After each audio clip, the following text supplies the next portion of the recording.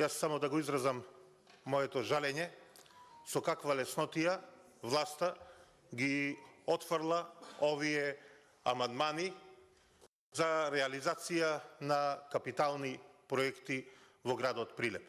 Повторно, градот Прилеп, еден од клучните градови во југозападна Централна Македонија, е оставен на маргините.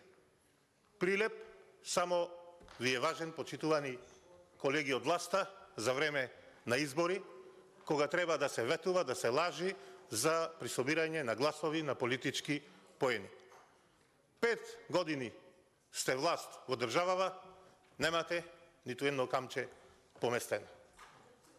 Ништо од големите ветувања, од големите проекти за Прилеп, и затоа морам со жалење да ве информирам и да констатирам дека поради ваква негрижа градот е оставен на маргините, градот го губи својот сјај, се повеќе и повеќе млади луѓе се иселуваат од градот Прилеп. И на последниот попис, каков таков, дали легитимен или не, се виде дека од последниот попис во 2002 па до денес, Прилеп го напуштиле 10.000 луѓе, граѓани на Прилеп. Нормално, со ваква грижа, со ваква власт, односно негрижа за еден од клучните градови во државата, не можеме да очекуваме и ништо друго. Реализација на патната инфраструктура би значело нови инвестирања, нови странски инвестиции, нови домашни инвестиции, кои ќе донесат нови работни места. За Прилеп, во овие години, откако е Социјалдемократскиот сојуз на власт, се нема направено апсолутно ништо. Овие амандмани за реализација на овие капитални проекти со колешката Лашковска упорно ги предлагаме пред секој буџет и пред секој ребаланс на буџет, но власта останува глува за нивна реализација. И навистина се чудам на она што го слушнав само пред неколку минути. Колега во вашите редови, навистина со издржан проект, со издржан амандман за реализација на исто така капитален проект за поврзување на повеќе општини во државата, почнувајќи од Струмица, Неготино, Кавадарци, па до Битола и до границата со Република Грција, премино Житлија, а јас би рекол и еден клучен проект да се додаде тука поврзувањето и со Охрид, што навистина се чудам, пратеник од власта, ваш колега седи во вашите редови, вие му гласате против. Нек ни бараме некој ден покачување на платите во администрацијата, вие гласате против. Не можам да ве сватам. Тоа се работи кои вие сте ги ветувале.